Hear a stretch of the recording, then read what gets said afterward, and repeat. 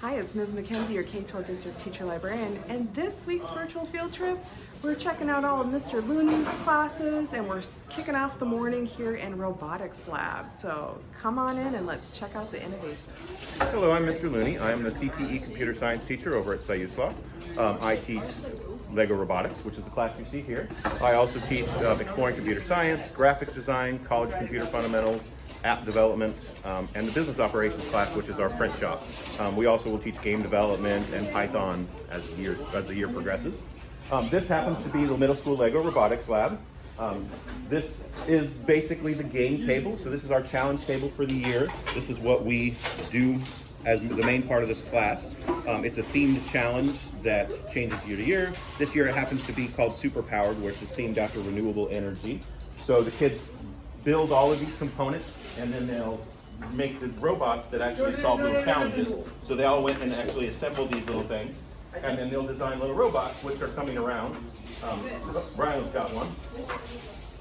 And they basically code them to solve these individual challenges as a group activity. Around December, we'll go into a middle school or different college and we'll compete against other schools on this kind of thing. So, Is that the competition like sponsored through Lane ESD? this one's sponsored by actually the big guys, Lego, John Deere, Rockwell. Amazon actually sponsors the bigger the high school level challenges on this. Okay. So yeah, this one's actually done through OSU, and this is something that Sayusla has been doing for over 20 years now. So as you can see across the room, those are the previous year's Lego mats. Got it. We also do 3D printing in this room, so we've got some 3D printers. So this is our kind of tech lab. Micah here is our resident 3D printer genius. He has been managing and running the prints for the library, and we are so grateful for his assistance. He's a total rock star. Yeah, he's Thank been you, running Micah. these 3D printers pretty much daily, keeping the kids busy with whatever project they're wanting to print. So I think this one's printing something. This is an ocarina that we printed yesterday. So we've been printing these for the students, but it's a workable Zelda flute. It's a pan flute kind of thing. That's so cool. And then one of the kids has one available around. And then we've got the large 3D What printer is that over on there. that printer? Is it like a dragon? Yeah, so this 3D printer is what I call the classroom 3D printer because it's designed to print classroom sets of objects, or it could print something really long like this dragon. So it just kind of prints this all in one big piece like this, and it comes off the bed. Or you could have it print 30 of one object and it would just output them off the side. That's so rad. What are you guys working on? We are working on this right here and how to get this onto here. These and yeah. That's the lift arm. So they'll use that to manipulate objects across the field and then use it to grab things or push things, or depending on what the challenge calls for.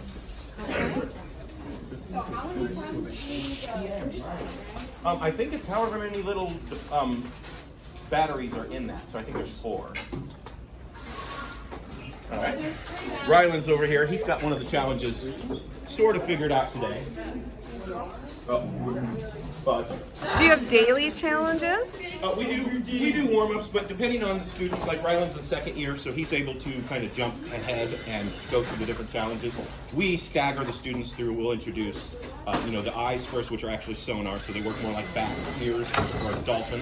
And then they use the lift arm, and then they'll eventually get to the color sensor, which is where we get to the really detailed code and how you use an algorithm to follow the line. All right, so you have year 1, year 2 students all mixed in this one class. Yes. It looks very innovative. It looks like students are really self-directed. Yes, we'll help go through weekly challenges, so I always assign a weekly project that kind of has a core lesson concept, and then we walk through individual groups on it. So, yeah. Well, awesome. Thank you so much for letting us pop into robotics, and we'll see you in just a little bit. And what are the other 2 classes? Today's exploring computer science and graphics. Okay, thank you. My name is Calvin. His name is Micah. And we're trying to work on this EV3, coding it to be able to do that and do all the missions inside that.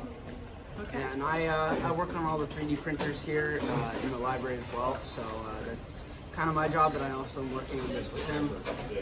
Hey, do you want to say more about the process for the 3D print? So if you're a middle schooler and you want one of those prints, we have a sign-up list in the library. Yeah, currently the sign-up list is full because of how much it is, so it's not Because it's so available. popular and everyone wants So, one. At the time now, it's not available, but just like keep checking in at the library, and eventually something will open up. Like another sign-up sheet will eventually appear in like a month or two. So, About how many prints are you having to do a day right now? I'd say about most of them are Rocketopus. Yeah. Rocket prints, so it takes a while. So I can only fit in like 1 to 2 prints a day. Okay. Yeah. Well, thank you for all of your assistance and your innovation and creativity. You guys are awesome. I'm Rylan, and this is my little Lego robot thing. We use Lego Mindstorms for this particular EV3. There's 2 types of brains. We have the Spike Primes, and we have EV6, and I am using EV3. Okay. So you build your robot, and then you've got to get it to do what you want it to do, and that's where the coding comes into play. Yes. So this is a simple little scratch like coding thing. I mean, it doesn't look simple, but it's visual coding, so you can see what it does. So.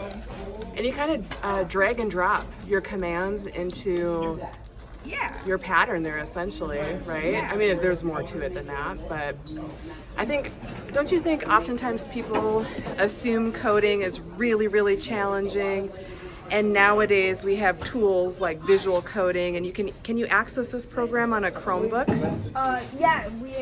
Last year we used our Chromebooks and we installed this Lego Mindstorm thing, and we could code wherever we want. Yeah, I love it. That's super awesome. Yeah. So I'm trying to make this robot basically go forward and put this thing down to get a cuboid inside and pull it back. And so you're using the same program on a Chromebook, drag and drop coding. Good, so I'm also gonna try it. So after that, when I pull it back, it's gonna lift up and leave it there. Okay. About approximately how long does it take you to get a robot to do like one thing like that, like lift the arm up? How much time would you say you spend Not that long. programming the coding to get it to Lift do the that? arm up, you just need 1 block. Pulling the arm up is just one drag and drop block, huh?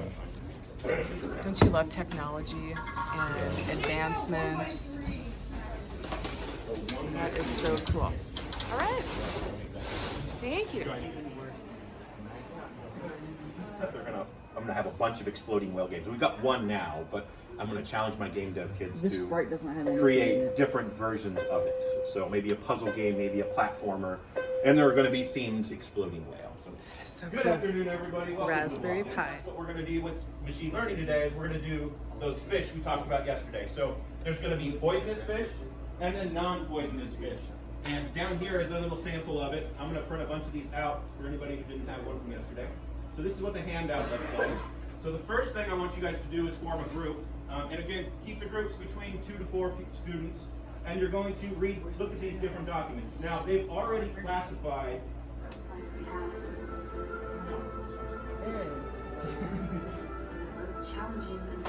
What's up? that'd be very difficult for a computer to do, to adjust the wrench.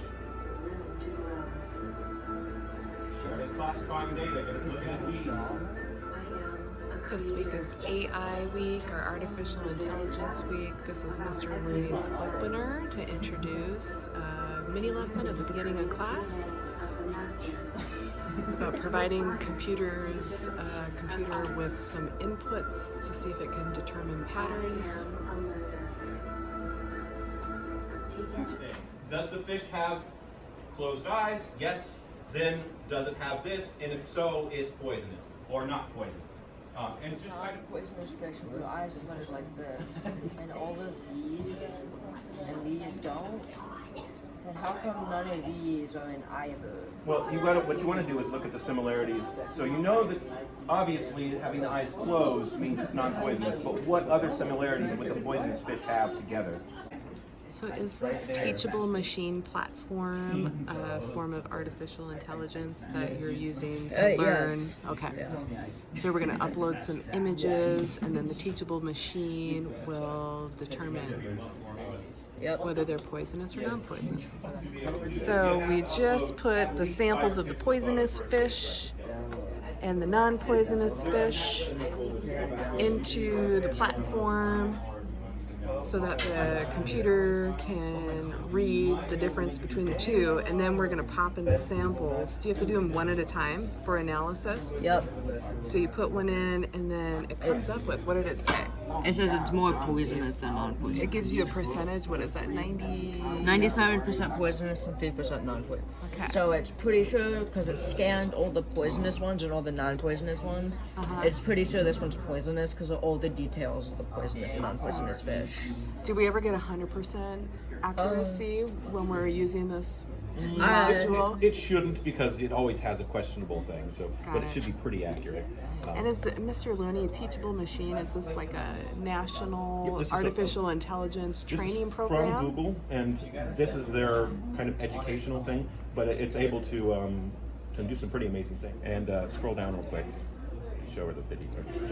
So yeah, it's amazing what it's actually capable of doing, because not only will it do images, but you can do music, you can do, it's really good for doing sign language, because you can really fast teach it to be able to recognize individual letters, and then it's pretty creative. How well you follow directions. So again, this is graded on whether or not you do it or not. But please make sure you do not spoil the stuff. Read through the instructions. You got about 5 minutes to put this one together real quick. If and when you guys need to use your Chromebooks or your cell phones to take a picture, this is one of those times where I'm going to allow you to bring your cell phone out and design following the instructions. Then we're going to come back together and figure out what worked and what Right, we first discussed the importance of clear and concise directions. Now we built a little model. I know. Now we're going to write the instructions of how to put this together. All right, so Asher wrote the instructions, and now another student is attempting to follow them and build the exact little model out of our 5 Legos. Alright, so per those instructions, that's what we came up with, and it's just about right. Asher will let us know. So Asher checked the homework, and we were just one off, right? Yeah, I think so. Okay. What do you think would have helped make the instructions more clear? Maybe numbers, step 1, step 2, step 3? I think I was pretty sure that I got the consistency, that it was run to whatever. I think that the part where I said 2 studs out. That was a little, You got me a little bit. I caught that too when I was reading through the instructions. Okay, fun activity. Instructions are important. Yep, you're good. All right, Christopher, I've created this lesson myself, so it's going to be we're going to see how this goes, mode. I think I've reduced it down to some simple steps that you guys will be able to replicate what Benny does up here. And if you don't recall, these are called micro worlds, and that Benny production guy that we watch on YouTube every once in a while for tutorials creates these. Now, he creates them as NFTs. We're not making NFTs here. We're not worried about anything to do with that. But again, these are little chunks of landscapes based on biomes or themes, things from popular movies, popular places.